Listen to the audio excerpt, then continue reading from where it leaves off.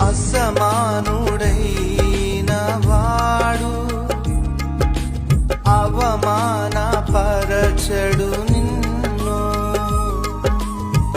ఓటమి ఎరుగని మన దేవుడు ఓడిపోనివ్వడు నిన్ను. ఘన కార్యాలెన్నో నీకై చేసినవాడు కష్టకాలమందు నీ చేయి విడచునా. అసాధ్యములెన్నో దాటించిన నాదుడు శ్రమలో నిన్ను దాటిపోవునా. సియోను దేవుడే నిన్ను సిగ్గుపడనివ్వడు, కనికరపూర్ణుడే నీ కన్నీరు తుడుచును.